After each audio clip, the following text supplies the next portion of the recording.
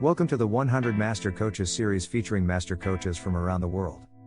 Let's journey together on this 100 Master Coaches series, with your host, Coach Mel, MCC.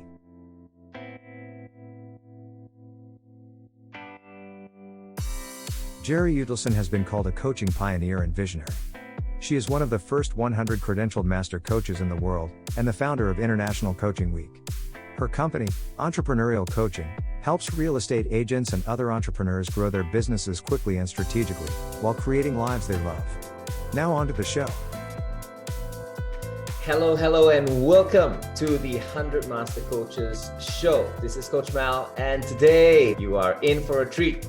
We have Jerri Udelson from Santa Fe, New Mexico. Welcome to the show, Jerri. Thank you, Mel. I'm so excited to be here.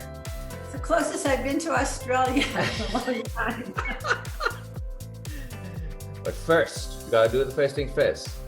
I've got to sing you happy birthday. Oh my God! Oh, that's great. Happy Thank birthday you. to you. Happy birthday to you. Happy birthday to Jerri. Happy birthday to you. Oh, that was beautiful. You have a great voice. Thank you. That's so sweet. You're one of the first to wish me happy birthday today. Thank you. You are most welcome. And I think birthdays are just an important time of the year. It's about celebration, and I really love celebration. So just for you. Thank you. We're gonna jump right now into the interview, and I'm gonna ask you the first one. How did it all begin for you, Jerri, your coaching journey? I think I've always been a coach because I always seem to see things that other people don't see. Not to sound braggadocious, but I see the big picture and I see the little picture. And I have sort of an innate understanding of certain things, especially around business and career. So I've always been giving people advice and asking a lot, and I've always been insanely curious to the point where I drive people crazy. So I was been coaching people and calling myself a consultant before there really was a profession.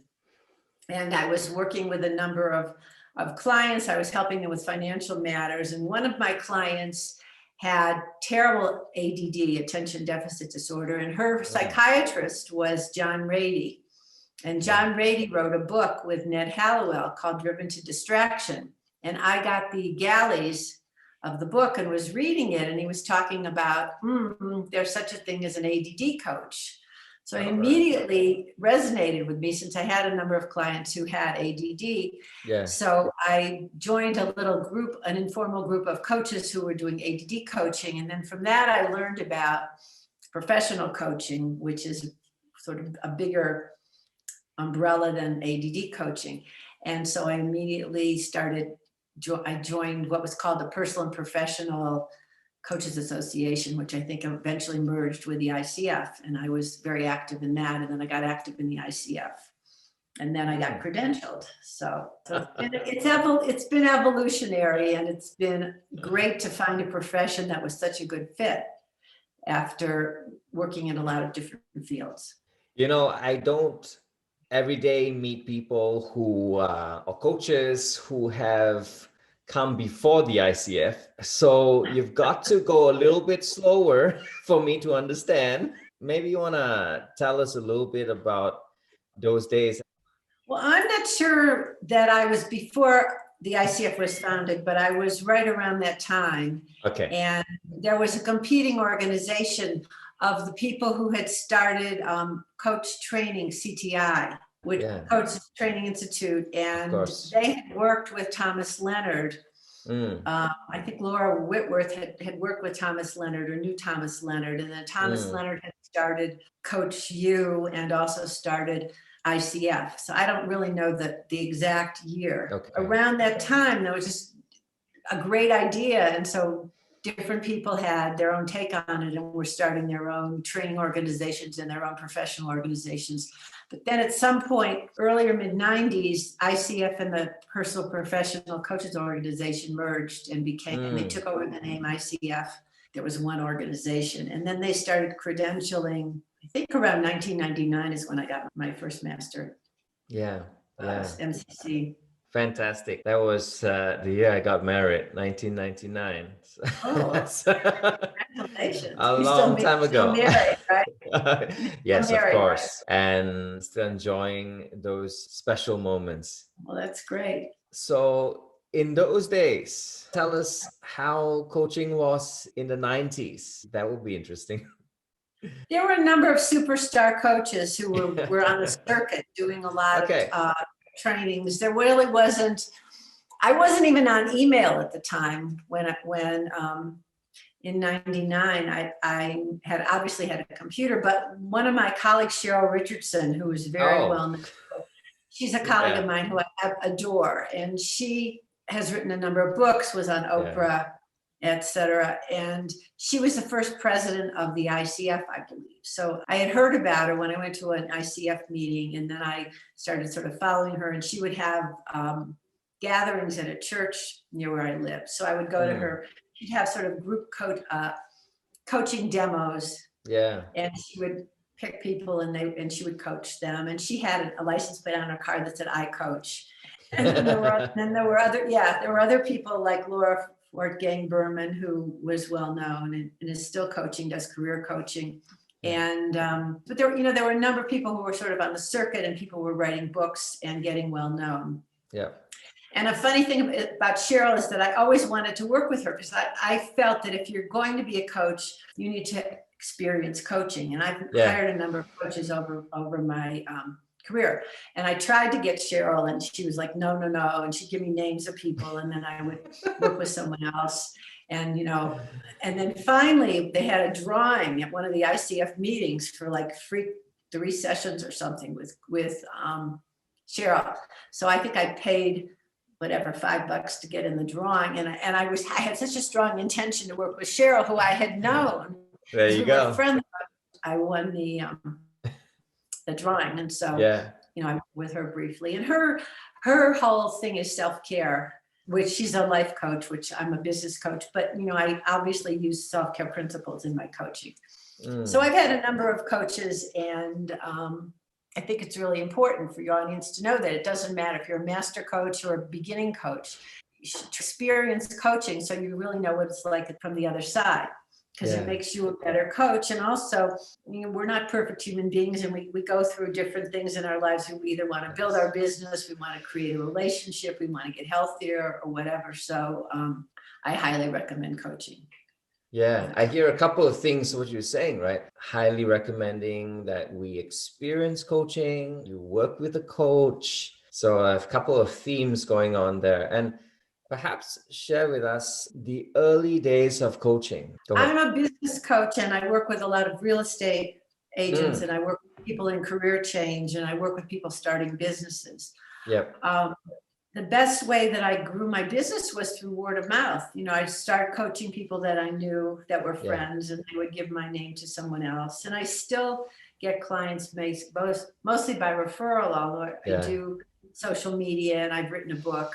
I'm out there. I've been doing a lot of Zoom calls for my target audience. So, now the people who are really successful at coaching, I think, are people who have done it a long time and have some kind of a niche, or people who are well known and are able to leverage that. But it's gotten so rigid. Like, people have written books about how you don't give advice. I think that's rubbish.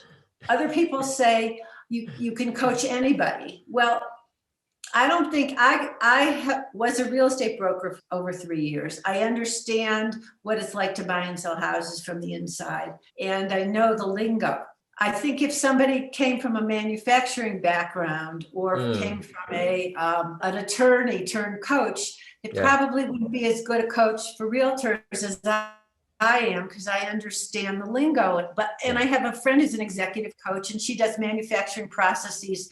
She's worked for Fiat and helped them turn around the company. I don't know anything about manufacturing or cars, and it might be fine in certain situations. But in other situations, having a background in the industry is really helpful. And it's fine to give advice. If you have the answer to something, why would you make the client jump through hoops to figure out what the resource is, what book to read, how to go about something if you know the answer because you've already done it, or 10 clients of yours have already done it. That's my highly opinionated. And I appreciate that, right? Because there is, I believe, no one right way of doing something. And if we all just did that, we would just be on this manufacturing line, just producing the next Jerri, just Yeah. the mold. Yeah. But there are so many different people out there, unique as we are. Yeah. And we need all kinds of people out there. That's one, I believe. That's my belief system, I guess. And then there is that mix between what role or hat do you want to wear at that point of time. You could be a coach, you could be wearing it. And then there are times that you want to, with permission, perhaps, be a mentor a little while, Right. Be a counsel a little bit. Again, with the right way of getting into that conversation. The goal is to serve the client. The goal is to help the client get to where they want to be, following their agenda. So whatever you can do that's appropriate, ethical, that's right, qualified to do, you should do. Exactly. I don't do therapy. I love that. I don't do therapy with clients, That's but, right. I think coaching is very therapeutic, but I don't do therapy. That's beautiful to clarify. Very important. And that word that you use, ethical as well. And that's why we're all a part of this governing body. I would love to know, in your 30 plus years of coaching, what would be 3 insights that you'd like to share through that journey? Okay. One is, one can't want the results for the client more than the client wants them for themselves. Wow. So I can't be more invested in the results than the client. That's so good. So if they don't want to do the work, or they don't really care, we can back off from the goal. They can quit coaching, whatever it is. But I can't really want it more than they do. That would be one. The other one has to do with the agenda. It has to be the client's agenda. And like I had a client who is a real estate broker, and he wasn't doing a whole lot in terms of doing a lot of productivity. And we kept doing stuff. His manager had referred him to me, and he said, this guy isn't doing a lot. So I had a conversation with the client, and he said, I really don't need to work, and I just want to help a few of my friends find houses. Yep. So the sales manager's goal is to enhance productivity, and the client's goal is to just be known as a realtor and do a few deals. I was curious about the whole thing because it didn't make sense that he really wasn't as motivated as most of my clients and as ambitious. But after I probed, it didn't matter. So that's an example of, his agenda was different from his manager's agenda, and I work for the client, not for the manager. And I think honing one's listening skills and allowing for silence, those are related, I think. But really, really listening to the client and then stopping and being quiet. Ask a question and let it land. Yeah. I'm sure you do this a lot in your coaching, Mel. You ask a question and you let it land, and it could be really uncomfortable, the silence, especially for the client. But who knows what's going to come out of it? That's true. And also, I don't necessarily look for the perfect question. I just ask questions out of curiosity. And sometimes I'll ask a dumb question and the client will say that, like today, that was a great question. It was like, to me, it was a nothing question, but I think it had to do with asking him what he felt he was good at doing, because he was having issues around confidence. And I was like, what do you think you're really good at? It's like, that's a really good question. Well, okay. But again, it was in service to the client. That's right. So I don't have to show how brilliant I am by coming up with these great questions, because they don't really care. There's nobody watching us grading the questions. It has to do with meeting the client where they are.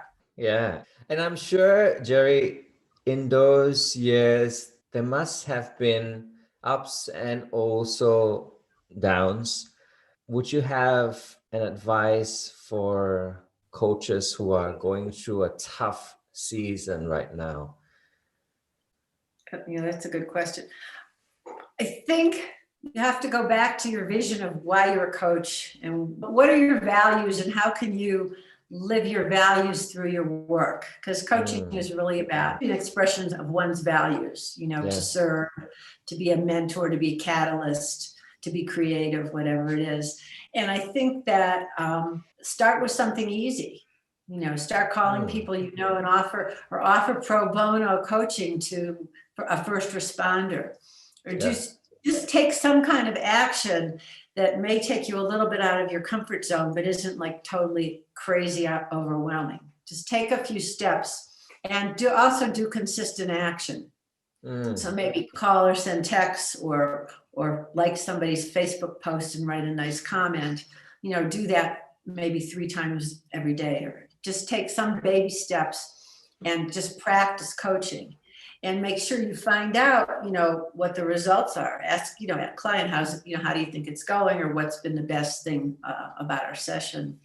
I personally neglect to do that often. I just we get off the phone and then I might find out a year later some things that the client got that I didn't even know about. And again, it's not about me, it's about the client. When I ask a question like, what was the best thing you got? It's to deepen the learning for them, not for me to bathe in the glory of the session, And I do feel strongly about this, that it's the coach is the facilitator of personal growth. It's not about the coach. It's about the client's results. So true. So true. Would you have an example? Could be anything that a client had gone through, perhaps a certain struggle, and coaching was, in a way, a balm for them to allow them to come out from that place of stuckness. Well, I was doing a podcast in the UK yesterday, and one of my clients was on, it was called Both Sides of the Coin. So they wanted the coach and the client. So she was on the call. And so this is all public information because it's going to be released, but she's a life insurance salesperson to high net worth people. And she came and she was kind of stuck and overwhelmed, and she had a young child, and she was working hard, and she needed to do more sales. So she really wanted a referral-based business where she didn't have to work so hard. So we spent a long time going out, talking about what are called centers of influence and who she could be calling and how she could be strategic, etc.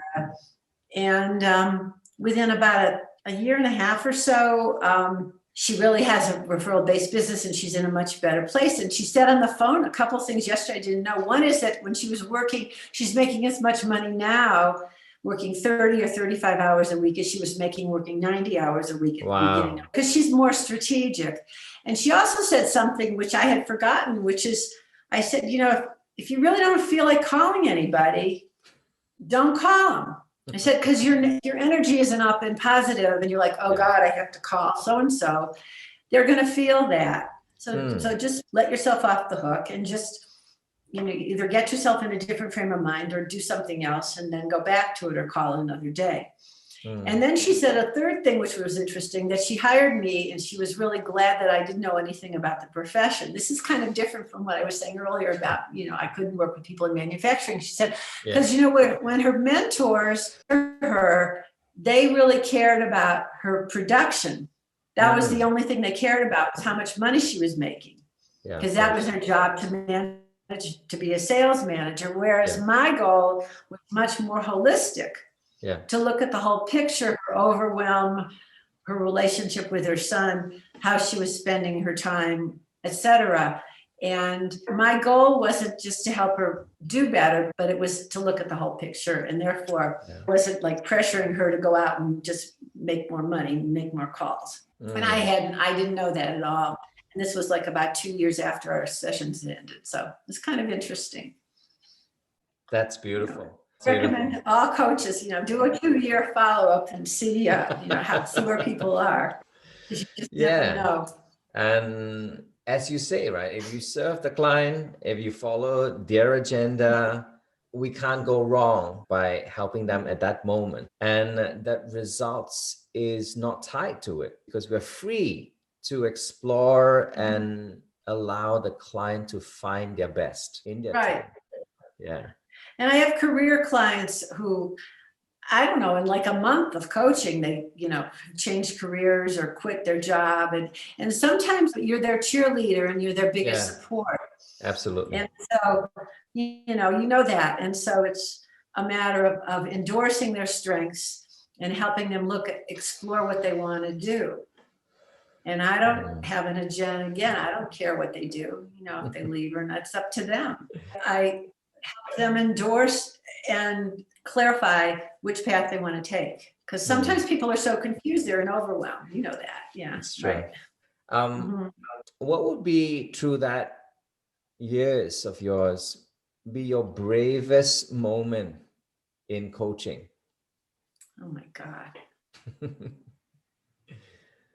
I've supported people in decisions to quit, to quit what they were doing, for example. I think my bravest moment outside of coaching, which was very coach-like, was when my girlfriend was in a terrible marriage, and she was calling me standing outside of like a convenience store with her young child, like late at night. And I said, "You should leave your husband." And she left him like a year after the conversation. But that's not really coaching, but that's reflecting what they're saying. But I've supported clients in taking big leaps, and I don't think it's about bravery, Mel. I think it's about honesty and telling the truth. And for me, like, courage is different. I don't have fear in the coaching session. So I just think about it in terms of, like, bottom line, what do I see? And what is the truth here? And what kind of question can I ask that's going to help the client figure out what they want to do next?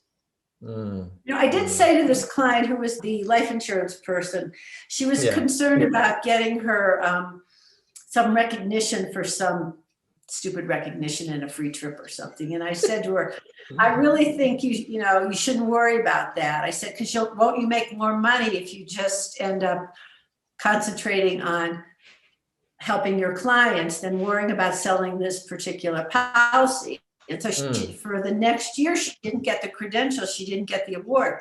And then after that, like 2 years later, she ended up getting an award that was even higher than the one that she had gone for, because she was focusing on serving her clients and giving them the best product. That's right. But I don't think it was courageous of me. I think it was just seeing the truth and just saying what it is. I hear you, Jerri. You're saying it's just being you, being the honest self, and serving them the best that you can in their agenda. Yeah. Thank you. Oh, well, thanks. Yeah. But again, it wasn't hard because I had a different perspective, than she did. That's the thing about coaches. We can step back and we can see the whole picture because we're not mired in the overwhelm and in the day-to-day stuff going on. I would say even through my career, right, as a coach, which is just 16 years now. And I realized that in my earlier times, I was, I think, a little bit more pressuring on myself, right? It's like, oh, you've got to ask this powerful question, and don't forget this, Mel, and this. I'll share with you. Obviously, to everyone else, I'll share with you. I even have like this special place where I keep all those amazing questions, It's like, I'm going to throw one at you now. And then I realized through the years, right? And I actually don't know where that special questions are anymore, right? Because I kind of gave it up. Yeah, right. No longer, right? It just gets better. It helps me even be more present without having to worry about all these things. And because then you're in your head and you're not with the client, as I just interrupted you. Yeah, absolutely. So that's kind of brought me back to those days when I thought that was really important. And I think the audience perhaps need to hear that. Yeah, well, it's also like there's just too much proscriptive coaching. Most of the real estate coaches, which I'm sort of familiar with, they're not coaches, they're sales trainers. And a lot of people who call themselves coaches, like potty coaches and dog walking coaches and cooking coaches, their coaching is a hip, popular word. They're really not coaches. I have a bone to pick about that. Coaching is not teaching somebody how to potty train their kid. Yeah. You might ask a reflective question about what's going on with you and your kid, that the kid is having problems. And I don't know anything about potty training, but the point is, it's not prescriptive. It's not by a book. You can't just go through a list of questions. Yeah. Like a lot of coaches, I think, just are in the moment and just show up. But I look at my notes from the prior session, and I look at what the client said they were going to do and what we talked about. And I have that as sort of a framework.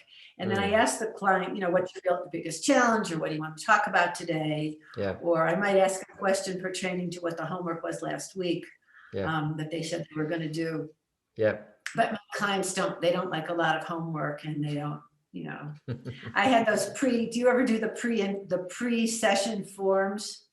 Yeah, I do, but I also choose and pick when to release certain things. It's just feeling where the client is at as well, and understanding the context and situations. Yeah.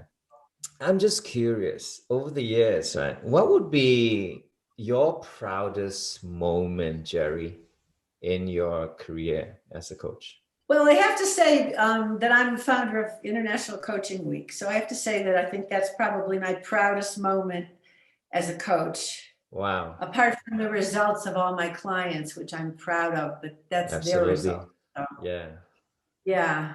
But I started Coaching Week in 1999, and it was very personally motivated because I was fed up. There hadn't been any articles in the local. I lived in Boston. There hadn't been any articles in the Boston Globe about coaching, and nobody really knew about us.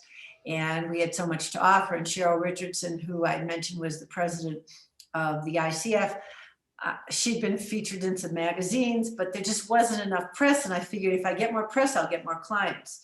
So I created International Coaching Week, and I started it. It was in February because there's a book called Chase's Calendar of Events, which is like the phone book. If anyone has ever seen a phone book, a really thick phone book in the library, and it had everything like Father's Day, Christmas, Easter, National Peanut Day, National Love Your Pet Day, Pickle Week. I mean, it was all kinds of stuff that people would come up with to promote whatever their individual causes. Yeah. I created a National Personal and Business Coaching Week, and I had my friend on it as well because she had an email address and I didn't. But it was my idea, and I filled out the form and sent it to Chase. And the first earliest days I figured were February because came out like in December of the prior year.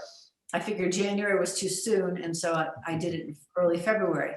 And then I started promoting it, and we did the ICF New England did, I don't know if it was the first year or the second year, we did a series of events at a bookstore, and we had talks, and we did all kinds of cool stuff. And after the first year, the Canadian, and I might have told the ICF, I can't remember, but the second year, Canadian coaches were like, well, we want to be included. So it can't be national. So then it was International Personal and Business Coaching Week. And eventually it just became International Coaching Week. And I kept promoting it to anybody like Dave Buck was part of Coachville, and Thomas Leonard created Coachville. And in 2003, I'm looking at my note, in 2002, he created a logo and got the website coachingweek.com and said he was going to put $5,000 into marketing for the following year, but unfortunately he didn't live long enough to do that. Okay. But he said he liked the idea that it didn't belong to anybody, because the whole point of Coaching Week was to get as many coaching organizations and also well-known coaches on board. But it was kind of like Father's Day doesn't belong to the people who make polo shirts or cigars, it just is an event. So my idea was, this is sort of like Father's Day. So the ICF was on board a lot. So then it got too big for me to just deal with, because it was, there were people all over the place and I just couldn't reach everybody. So then I gave them the domain name, which was, I got coachingweek.org, and then they kept it up. And then they've advanced it. And then I know that there's an accreditation organization in the UK, and they're very big on it. Although they've changed they got the dates wrong. So it's May 17th through the 23rd. They're celebrating it in early May. It's fine. Yeah. The whole point of it, Coaching Week, was for coaches to acknowledge the results made through the coaching process. So it's about acknowledging the progress that we've all made as coaches and clients, and also to promote the field of coaching. Yeah. And so people are doing stuff all over the world, like doing free events and coaching CEOs of nonprofits, and I assume going into prisons. And, you've got this great podcast going on. And I did a talk in Uzbekistan last year for Uzbekistani ICF coaches, and I've done one in India. And, it took off way beyond anything I could have ever imagined. It was this little tiny thing in Boston, and all of a sudden it just blew up. And so I think that's an achievement in spite of myself, because I really, it just kind of came through me. It wasn't like I really didn't do much. I put a lot more effort into growing my coaching business than I ever did into growing Coaching Week. But I think it was an idea whose time had come, and it was the right time. And so, it's 23 years. Thank you. I want to say, well, thank you. Wow. We honor you, Jerri, for doing this, for thinking of this, for carrying it through in a way, like babysitting it when it was young. And now I know it's not just the Boston Marathon that I remember. It's the Boston Coaching Week that started there into the world. Yeah.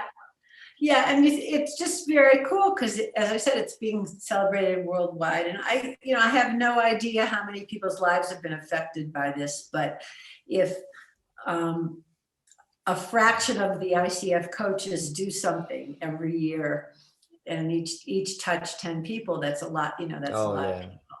Yeah, so definitely. Yeah, it feels good, And this, access, it's like a catalyst. No, seriously, to many people out there listening to this podcast, if you have this little idea in your heart, in your mind, and you feel like, it's insignificant, perhaps at that point of time, but if you pursue it, it may become like this International Coaching Week that is celebrated all across the world in different chapters. And every year I set it apart to serve. And now, having met the founder, it's just an honor. Well, thank you. I appreciate your saying. And also, in addition to just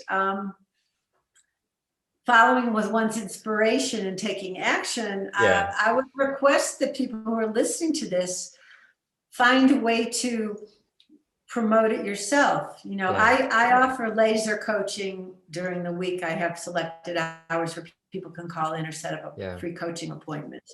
But I've given talks, and people, as I said, have done coach CEOs or coach first responders. Do something. Come up with some tips on social media. I think that one should always give stuff of value. Like, instead of just posting pictures of stuff, or some aphorism or whatever. Like, I try to give, I'll give a series of, I have a Facebook page called Beyond the Sale for real estate agents. And I also have one for me as an author and one for me under my Entrepreneurial Coaching. And I have a LinkedIn profile as well. But I try to post, like 5 tips about time management, or reasons to delegate, or stuff about self-care.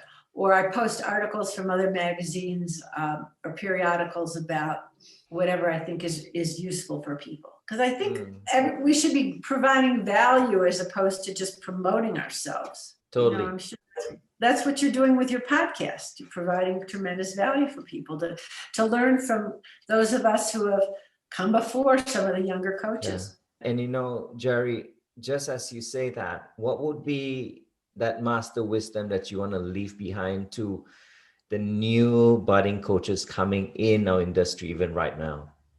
Mm-hmm.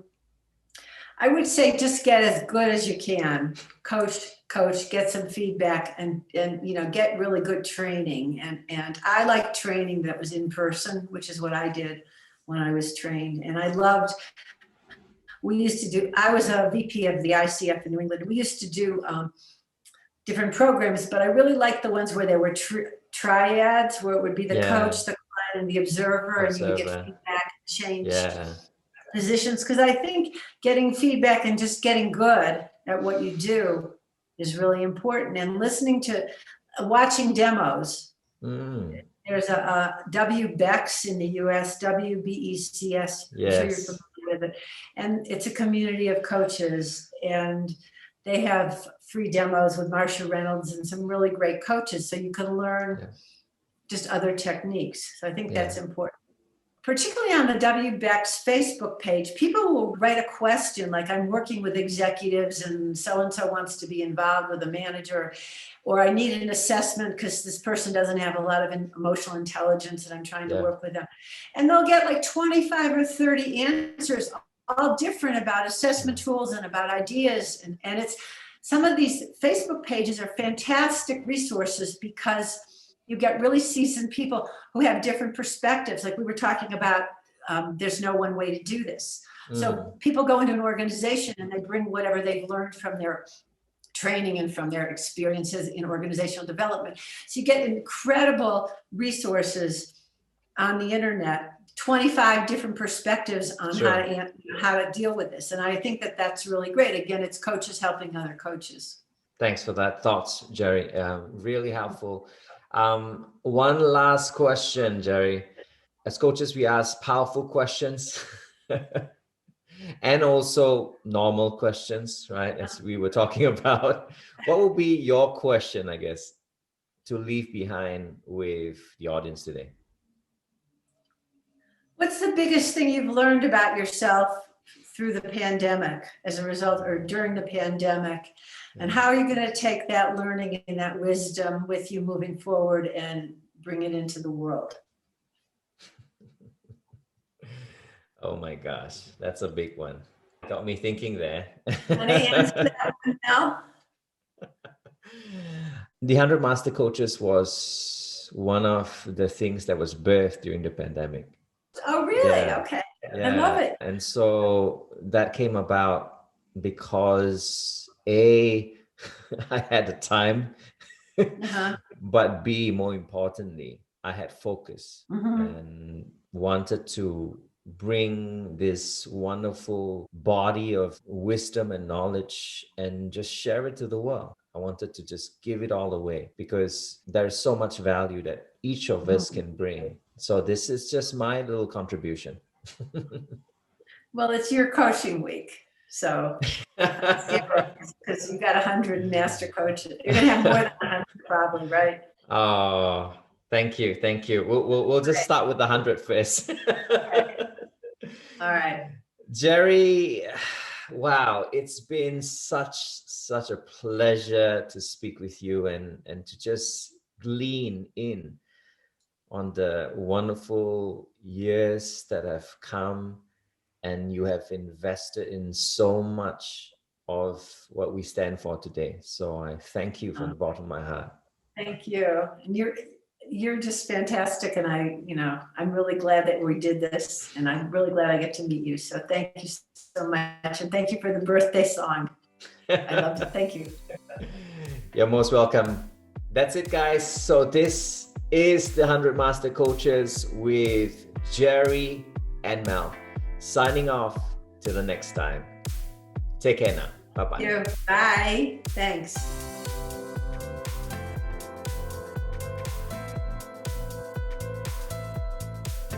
You have been watching the 100 Master Coaches series with your host, Coach Mel, MCC. Brought to you by Catalyst Coach. www.catalystcoach.live. We will be right back with our next Master Coach on the 100 Master Coaches series.